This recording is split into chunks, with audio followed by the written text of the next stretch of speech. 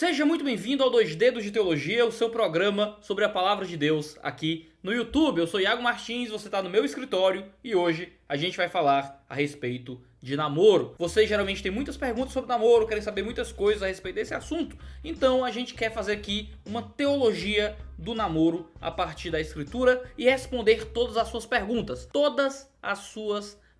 Pode beijar no namoro? Quanto tempo de namoro eu tenho que casar? Mas namoro não é pecado? E se eu passar a minha mão, será que pode? Vamos lá tentar responder tudo aquilo que vocês querem saber a respeito desse assunto agora aqui no 2 Dedos de Teologia. E você sabe o que fazer sempre que a gente tem vídeo novo. Se inscreve no canal, assina as notificações para você ficar sabendo de tudo e não perder nenhum vídeo. Segue a gente nas nossas outras redes sociais, porque se o YouTube endoidar, como ele sempre endoida, você consegue receber conteúdo através do nosso Twitter, do nosso Instagram, do nosso Facebook. A gente usa o Facebook basicamente para divulgar os vídeos. No Instagram eu sempre divulgo os vídeos e compartilho algo da minha vida pessoal. No Twitter eu sempre divulgo os vídeos e fico reclamando de política. Então, acho que é basicamente o que eu faço no Twitter. Mas aí você escolhe a rede social para me seguir em que você melhor se identifica, tá bom? Todos os vídeos do canal existem por causa dos patrões que financiam o nosso canal no YouTube e fazem parte de um grupo de pessoas que está ali em torno da palavra de Deus, financiando boa teologia aqui na internet. No link aqui na descrição, você entra no nosso site e você pode financiar o 2 Dedos de Teologia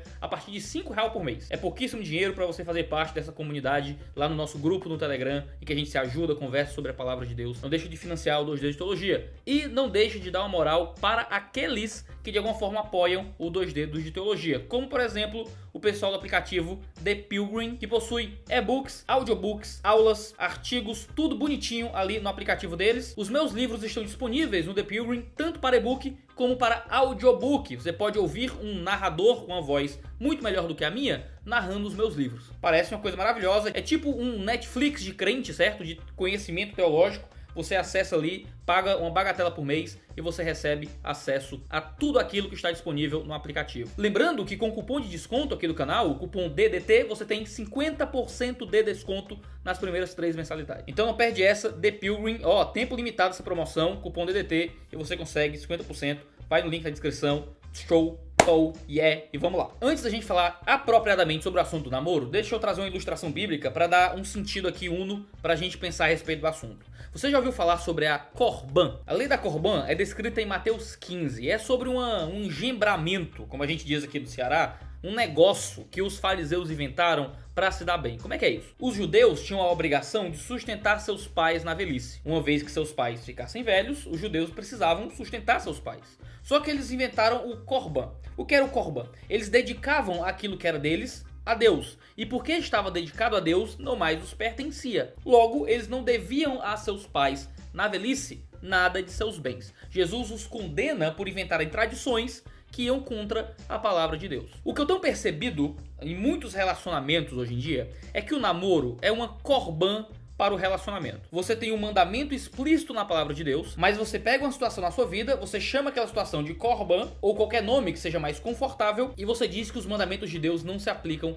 àquele caso específico. O que é que eu acho? As pessoas leem na escritura Deus ordenando que sejamos santos, que fujamos da lascívia, que evitemos a promiscuidade, a menos que seja namoro. Ou seja, assim como o Corban é um artifício cultural inexistente na Bíblia, que te coloca em um estado de exceção para alguns mandamentos divinos, o namoro te dá liberdade de desobedecer a Deus com a consciência tranquila. Você pode desobedecer a Cristo, desde que namoro esteja escrito no crachá. Nós precisamos que o nosso namoro não seja algo que vá de encontro aos mandamentos da palavra de Deus sobre o relacionamento entre duas pessoas que não são casadas. Porque existem na escritura 2 estados de relacionamento entre os homens. Ou eles são casados ou eles não são casados. Na escritura não existem estados intermediários. Até o noivado, na cultura judaica, era já um casamento. Mas era uma situação de casamento onde ainda não havia coabitação física. Por algum motivo, o casal ainda não estava morando junto. E uma vez noivos, eles já estavam, de alguma forma, prometidos em casamento, já estavam definidos, não é, como marido e mulher um do outro, de tal forma que se um abandonasse o outro, já era considerado divórcio. Como, por exemplo, José que, se sentindo traído por Maria, sem saber que o filho que ela possuía no ventre veio do Espírito Santo, ele achando que foi traído ou algo parecido, ele intentava divorciar-se de Maria. O período de noivado para um judeu era um período já de enlace de aliança matrimonial. Não existia em nenhum momento do Antigo ou do Novo Testamento, seja como um ambiente cultural, ou seja como uma ordem do Senhor, um momento da vida de alguém em que ele está num relacionamento com outra pessoa, em que ele possui benefícios do casamento sem estar de fato casado. Se eu não sou casado com uma mulher, eu sou só namorado dela, eu não posso fazer com ela coisas que eu só faria dentro do casamento. Coisas que a palavra de Deus diz que são próprias do casamento. Mas como é que eu tenho que tratar então uma pessoa que não é meu marido ou a minha esposa? Paulo diz a Timóteo, em 1 Timóteo 5:2, que ele deveria tratar as moças como a irmãs, com toda a pureza. Você tinha Paulo, como um apóstolo, instruindo um pastor jovem a tratar as moças da igreja como irmãs dele. E o modo como ele deveria tratá-las era com pureza. Me responda, que ambiente de vida eu posso dar um nome especial para impedir que este mandamento seja cumprido de fato? Eu devo tratar as jovens como se fossem minhas irmãs, agindo com pureza. Se eu chamar de namoro, eu posso parar de tratá-la como minha irmã? Se eu der qualquer outro nome, se eu chamo de rebimboca da parafuseta, eu posso fazer qualquer outra coisa que eu queira com ela que não seja apropriado para fazer com minha irmã pessoal de sangue? Me diz uma coisa, Timóteo poderia sair beijando as irmãs da igreja? Claro que não, porque não seria tratá-las como irmãs. Mas se ele chamasse de namoro, então ele poderia fazê-lo? Se ele conversasse sobre suas fantasias sexuais com irmãs da igreja, isso seria tratá-las como irmãs ou com pureza? Mas se ele chamasse isso de namoro, estaria liberado? O que acontece é que ao chamar um relacionamento de namoro, você não tem liberdade para tratar aquela pessoa com quem você está se relacionando ou namorando como alguém que não é sua irmã, com pureza. Você trata qualquer outra pessoa que não seja seu marido ou sua esposa como um irmão de sangue, como um membro da sua família. E com um membro da sua família você não sai desferindo beijos ou carícias sexuais. Você trata com respeito, com um tipo de distanciamento físico que é coerente para os seus familiares, com pessoas que não são seu marido ou sua esposa. Se jovens solteiros são vistos se beijando no shopping, ou mesmo se abraçando demoradamente no estacionamento da igreja, não seria um escândalo se eles assumissem que são namorados. Mas se qualquer pessoa que não seja marido e mulher faz isso, a gente fica escandalizado. Se eu, um homem casado, sou visto com outra mulher casada, ou mesmo uma mulher solteira, beijando ou fazendo qualquer coisa parecida com ela, ou com carícias indevidas, qualquer pessoa que visse isso ficaria chocado, porque aquela mulher não é minha esposa. Porque ser namorado não dá liberdade para fazer coisas que só são permitidas no casamento. O modo como se trata alguém que não é seu marido ou sua esposa é como um irmão, ou como uma irmã, com toda pureza. O namoro é uma tentativa de trazer para a vida de solteiro os benefícios da vida de casado sem as dificuldades da vida de casado. É te dar tudo aquilo de bom que o casamento deve proporcionar, sem te cobrar o compromisso e a responsabilidade que o casamento requer de você. O que acontece é que por uma má leitura da Bíblia e por uma aproximação cultural extrema, ao invés de vivermos como cristãos, acabamos vivendo como o mundo. E acabamos trazendo para os nossos namoros padrões de comportamento que só são coerentes para aqueles que são realmente casados. Mas namoro não é casamento. Namoro não é um petisco do casamento. Namoro não é um prenúncio do casamento. O namoro não é uma escatologia adiantada que te permite algo da vida de casado. Você pode concordar que a gente não deve namorar como o mundo namora, mas será que você sabe o que é que a Escritura coloca como padrões específicos da vida de casado? Ou você aprendeu pela cultura que certos comportamentos comuns do namoro são justificados,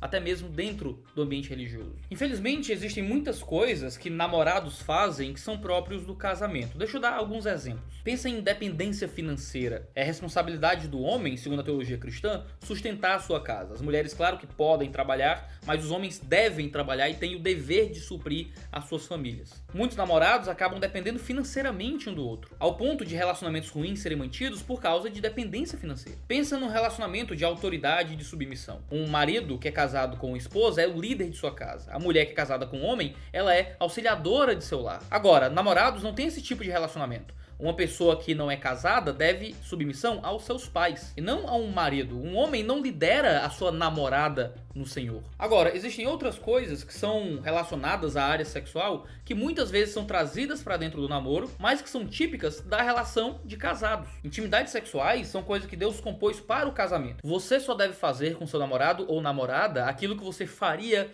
com com qualquer irmão da igreja. Isso inclui se colocar em situações potencialmente problemáticas. Vocês ficarem sozinhos no carro, se darem a conversas muito íntimas ou até mesmo picantes, se darem a liberdade de terem jantares românticos, só vocês dois, em ambientes um tanto isolados, são coisas próprias da vida de casado que muitas vezes se traz para a vida do namoro. E as pessoas me perguntam: Iago, por que é que eu não consigo ser santo no meu namoro? Simples, você não está vivendo um namoro, você está vivendo um tipo de casamento antes de casar. Você diz que não quer pecar no seu namoro, mas você fica sozinho com seu namorado, você tá sozinho no carro com o namorado, sai pra cima e pra baixo com o namorado, você tem conversas indevidas com o namorado, aí você acha que não vai cometer pecados no seu namoro. É claro que você vai, porque você quer se apropriar de tudo aquilo que está em volta da vida sexual de um casal casado, sem ter o núcleo do casamento e conseguir não pecar sexualmente no seu namoro. Isso é impossível. O ordinário, o comum, o natural é sempre que o pecado tome conta de relacionamentos que tentam se apropriar daquilo que é comum ao casamento. Ah, Iago, lá vem você com o seu legalismo. Calma lá, meu filho. Vamos olhar aqui para a palavra de Deus para a gente ver o que a Escritura diz sobre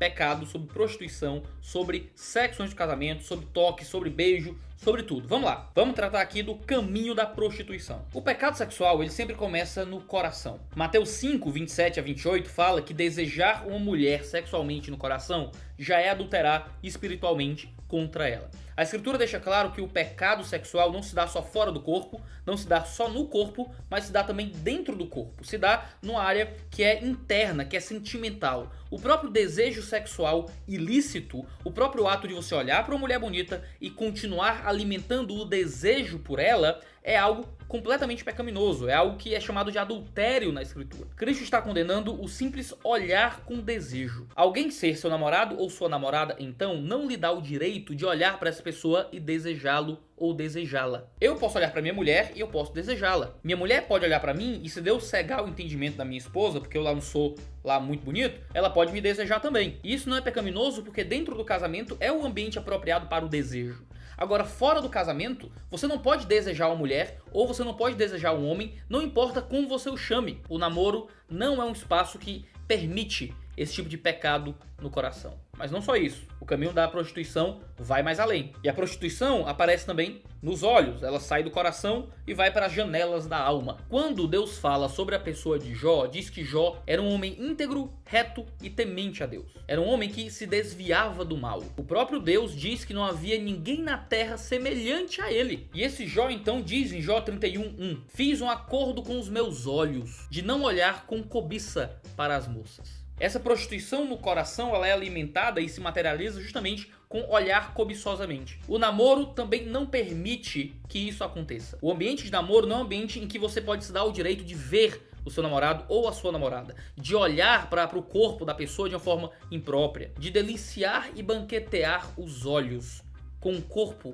que não é seu. Paulo diz em 1 Coríntios 7 que o corpo do marido agora é da esposa e o corpo da esposa agora é do marido. O ato sexual existe porque eles agora se pertencem. Mas no namoro, quando você cobiça o corpo de alguém, você está cobiçando um corpo que não é seu, que não lhe pertence. Se aquela pessoa não casa com você, você está cobiçando o corpo de outra pessoa. Não só da pessoa em si, como personalidade diferente da sua, mas da pessoa que há de ter aquele corpo de forma apropriada no futuro. Mas a prostituição dos olhos também passa para a língua. Eita, que o Iago vai falar de beijo. Ainda não, mas sim da fala. A fala libidinosa, a fala sexual é uma coisa que é condenada na Escritura fora de um ambiente que é sexualmente lícito. Efésios 5, 3 a 4 diz que não deve existir entre nós nem mesmo menção de imoralidade sexual, nem de qualquer impureza ou cobiça. As conversas não podem ter obscenidades nem gracejos indecentes. Ao invés disso, devem ter ações de graça, diz Paulo. Conversar sobre assuntos sexuais, falar de suas tensões sexuais, falar de suas fantasias futuras e daquilo que você quer fazer com a pessoa e tal, isso é uma conversa que faz sentido dentro do casamento, mas que é pecaminosa com alguém que não é seu marido ou a sua esposa. O namoro não permite esse tipo de conversa também. Da língua, então, a prostituição passa para a boca inteira. Beijar é uma coisa que na Escritura nunca aparece como algo apropriado para casais não casados. Claro que em algumas culturas o selinho acontecia de forma não sexualizada. Há até quem argumente que o ósculo santo do Novo Testamento eram selinhos que eram desferidos entre pessoas que se gostavam de forma muito íntima na cultura greco-romana daquela época. Mas o beijo, como um ato de desejo sexual pelo outro, é algo que nunca aparece na Escritura como algo apropriado para fora do casamento. Pelo contrário, desferir beijos era uma coisa que era tratada como próprio das prostitutas no livro de Provérbios. Deixa eu ler para você aqui alguns trechos de Provérbios capítulo 7, para você entender o tom que o autor dá ao beijo e o contexto de prostituição. A mulher veio então ao seu encontro, vestido como prostituta, cheia de astúcia no coração. Ela agarrou o rapaz, beijou-o e o atraiu com o doçor dos lábios. Não deixe que o seu coração se volte para os caminhos dela, nem se perca em tais veredas. Muitas foram as suas vítimas. Os que matou são uma grande multidão. A casa dela é um caminho que desce para a sepultura, para as moradas da morte. Uma das características da mulher adúltera é que ela encontra e beija. O beijo não foi feito para ser a consumação de um desejo ardente do coração para com alguém que te agradou fisicamente. Muitas vezes, quando a gente gosta de alguém, a gente já quer selar essa paixão com os lábios. E a gente pede alguém em namoro e a primeira coisa que faz é beijar. O livro de Provérbios está criticando abertamente aquele que beija qualquer um. Aquele que acha que o beijo é uma coisa boba, que pode ser dado para qualquer pessoa. A gente pode encontrar a mesma coisa em Provérbios capítulo 5. Deixa eu ler para você sentir o peso do negócio. Pois os lábios da mulher imoral destilam mel. Sua voz é mais suave que o azeite, mas no final é amarga como fel. Afiada como uma espada de 2 gumes. Os seus pés descem para a morte. Os seus passos conduzem diretamente para a sepultura. Ela nem percebe que anda por caminhos tortuosos e não enxerga a vereda da vida. Esse caminho do lábio que destila mel, do beijo que é gostoso e agradável, é a porta de entrada para o mal, é a porta de entrada para a morte. Mas o sexo sempre chega no namoro através do beijo. Tudo sempre começa através de alimentar a paixão romântica e o desejo físico através das pequenas carícias que se iniciam e crescem. Não é um desejo no coração que acaba por um olhar, não é, libidinoso, que vira uma conversa libidinosa, um beijo que acende justamente os desejos que não deveriam estar acesos fora do casamento. É por isso que em Cantares a Sulamita canta várias vezes às suas amigas para que nós não acendamos o amor enquanto ele não está pronto. O que ela está dizendo é que a gente não deve ainda acender a paixão sexual quando ainda não é a hora certa para isso. Porque você adoece de amor. Você adoece, é uma coisa física dentro de você que lhe impulsiona pro sexo. Se você acende esse amor justamente através dos beijos, de conversas imorais, de ficar sozinho, de romance, de carícias, o que você tem é justamente o amor aceso quando ele ainda não está pronto. O beijo é, por si só, um caminho alheio àquilo que deveria fazer parte da vida de um casal não casado. Você não sai desferindo beijos a quem não é seu marido ou a sua esposa. No livro do Cântico dos Cânticos de Salomão tem também um texto interessante sobre isso. O livro de Cantares, o Cântico dos Cânticos, é um livro sobre uma paixão sexual entre Salomão e a Sulamita, que estão já prometidos em casamento, ou seja, já casados, mas que ainda não consumaram esse matrimônio. São noivos dentro da cultura judaica. Muita gente interpreta que é um relacionamento entre Cristo e a igreja, mas seria uma loucura. Tem posições sexuais descritas ali, tem muito desejo, muita linguagem libidinosa, de beijos e tudo mais. Claro que existe uma ilustração sobre Cristo e a igreja a partir da instituição do casamento. Então você pode fazer algumas analogias se você quiser, mas Cantares é sobre relacionamento sexual, é sobre paixão romântica e desejo físico. Ah, quem dera você fosse meu irmão, amamentado nos seios de minha mãe. Então, se eu o encontrasse fora de casa, eu o beijaria e ninguém me desprezaria. É um texto muito esquisito. Mas o que ela está dizendo? Ela está dizendo que o costume comum de você poder abraçar um irmão, um parente, e até mesmo dar um beijo no parente, considerando um costume antigo de que selinhos faziam parte do relacionamento comum entre as pessoas, ela desejava que tivesse sido pelo menos irmã dele. O desejo sexual da Sulamita pelo Salomão era tão intenso que para ela seria suficiente ter sido pelo menos irmã dele para poder abraçá-lo, para poder beijá-lo sem que ninguém a julgasse por isso, porque ainda não era a hora. A linguagem é poética, é até um pouco bizarra, considerando as diferenças culturais entre um romance e uma poesia do judaísmo há, 4.000 anos atrás e aquilo que a gente tem hoje em dia como paixão romântica. Mas o que ela está dizendo é que esse relacionamento de beijo e de abraço era característico de um relacionamento entre irmãos. Você poder abraçar a sua irmã, você poder dar um beijo na sua irmã. Claro que no contexto familiar, o beijo ali não teria uma ideia sexual. Mas ela está querendo dizer que eu me contentaria em poder dar um selinho e um abraço em você nesse momento, de tanto que eu tenho vontade de estar contigo. Não se espante não, viu? O livro de Cantares é cheio de comparações muito esquisitas. A mulher é uma pomba, a mulher é uma égua, um monte de coisa assim, é um negócio meio doido. Mas deixando as diferenças culturais de lado, do que seria bonito e romântico de se dizer, o que a Sulamita está dizendo é que a ideia de abraçar e beijar é próprio de um contexto familiar, no caso, ou de irmãos ou de marido e mulher. Essa ideia de você poder beijar alguém ou abraçar alguém fora do contexto de família, ou seja, no caso ali dos irmãos ou da esposa, já no sentido sexual, que não seria o sentido sexual dentro de uma irmandade de filiação e coisas assim, significa que o beijo não é próprio para contextos alheios ao contexto familiar. Não é o tipo de coisa que você dá para qualquer pessoa por aí. Se alguém não é da sua família, não é seu marido, a sua esposa, ou no caso de uma cultura um tanto distante, um irmão, em que um beijo de cunho não sexual às vezes apareceria, como um selinho rápido, como um beijo no rosto e coisa do tipo, isso representa justamente uma ideia de que o beijo não é o tipo de coisa que você dá pra qualquer pessoa. Você não sai beijando pessoas na rua. E chamar isto de namoro, chamar o seu relacionamento com alguém específico de namoro, talvez não dê abertura o bastante para que você possa beijar e chupar a língua e trocar cuspe, certo? Do jeito que você queira. O texto de Provérbios é um pouco melhor. O texto de Cantares é mais uma questão cultural, um tanto elucidativa. É muito difícil dizer claramente que beijar é pecado a partir desses dois textos. Mas considerando todo o modo como a escritura trata a relação entre homem e mulher sem ser um casamento, se você tem que tratar as pessoas que não são sua esposa ou seu marido como se fosse um irmão, uma pessoa que você vai tratar de forma normal e comum, chamar de namoro, então não deveria fazer com que esse tipo de relacionamento fosse diferente ou especial. Vocês se namoram, tudo bem, estão ali se guardando para o casamento, se conhecendo melhor, mas o beijo não deveria fazer parte disso. Considerando que você tem que tratar aquela pessoa como uma irmã, com pureza. E beijar alguém não é uma coisa pura se não for sua esposa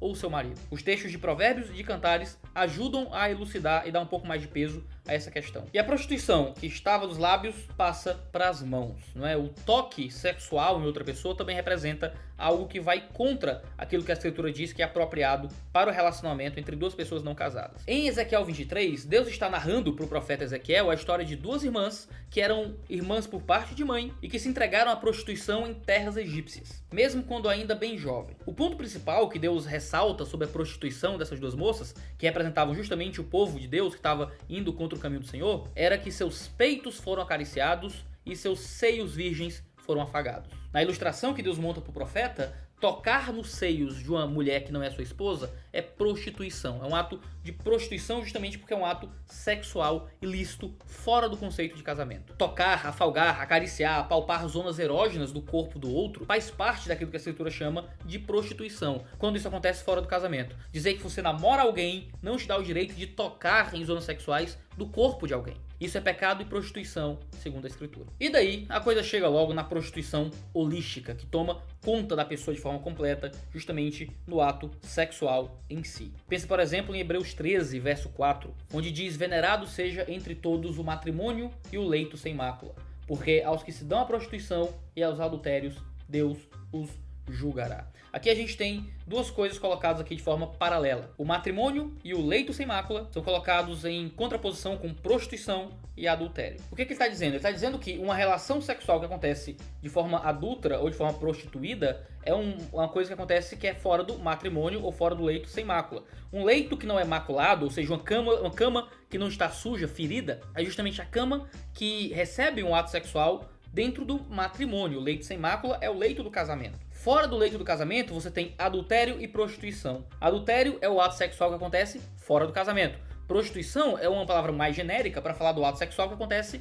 antes do casamento também, ou até fora do casamento de forma geral. O que o autor de Hebreus está dizendo pra gente é que o ato sexual que acontece fora do matrimônio é um leito maculado, é um leito ferido, sujo. O ato sexual que acontece fora do casamento é pecado contra o Deus vivo, porque o sexo foi feito para ser praticado dentro do matrimônio. É por isso que em Gênesis 2, Deus diz que o homem deixará pai e mãe, se unirá à sua mulher, e então se tornarão uma só carne. Você se torna uma só carne com a sua esposa de forma lícita quando isso acontece dentro do matrimônio. O sexo que acontece fora do casamento acontece de forma pecaminosa, porque a união de uma só carne deve se dar justamente quando o homem deixa pai e mãe e se une à sua mulher. O sexo é limpo dentro do casamento justamente porque o corpo do homem agora pertence à mulher e o corpo da mulher agora pertence ao homem. Por isso agora eles devem prazer e entrega um ao outro. Quando você faz sexo com alguém que não é o seu marido, você está fazendo uso de um corpo que não é seu. Você está se entregando a alguém que não se entregou igualmente a você. Você está entregando o seu corpo para alguém que não entregou a vida para você. Porque o sexo deve acontecer justamente dentro desse contexto de casamento. Eu sempre digo para as moças, não entregue o corpo para quem não te entregou a vida. Só entregue o seu corpo para alguém que decidiu fazer uma aliança de vida com você. O seu corpo vale muito mais do que isso, ele não foi feito para ser entregue para qualquer um que queira fazer usufruto dele. Agora, nos versos 8 a 9 de 1 Coríntios 7, ele diz uma coisa interessante. Digo, porém, aos solteiros e às viúvas, que lhes é bom se ficarem como eu, no caso ali de Paulo, como celibatário, solteiro. Mas, se não podem conter-se, casem-se, porque é melhor casar do que abrasar-se. No raciocínio de Paulo, se alguém está com desejo sexual, ele tem que casar, porque o desejo sexual só vai ser suprido dentro do casamento. Ele não diz que o desejo sexual deve ser suprido com masturbação, com sexo antes do casamento, com carícias entre casais não casados. Ele diz que o desejo sexual tem que ser suprido no matrimônio, porque a satisfação do desejo sexual fora do matrimônio é pecado. A pergunta é, qual dessas coisas o termo mágico namoro te permite praticar? E eu lhe digo, nenhuma. Desejar, olhar com cobiça, ter gracejos imorais, beijar delongadamente, acariciar partes erógenas, sexo de forma mais completa, nada disso o nome namoro dá a permissão que alguém pratique. Essas coisas são todas próprias do casamento. Justamente porque o casamento é uma coisa linda, maravilhosa, dada por Deus. Eu sei que acabam surgindo algumas perguntas, questões pastorais. Converse com alguma liderança religiosa da comunidade cristã que você faz parte, ou procure um cristão que você conheça, alguém que é da família da fé, para lhe instruir nesse tipo de assunto. O que é que você pensa disso tudo? Você está convencido sobre isso? Eu vou lhe dizer, não é difícil de entender, mas eu sei que é difícil de engolir, principalmente quando você já vive esse tipo de coisa na sua vida. Mas não caia no conto da Corban. Não caia nessa ideia de que chamar algo de namoro lhe permite praticar esse tipo de coisa. Então comenta aqui embaixo, compartilha o vídeo com seus amigos. Você sabe o que fazer, a gente tem vídeo segunda, quarta, sexta-feira, 10 horas da manhã, sempre aqui do 2 Dedos de Teologia. Valeu, negada, e falou!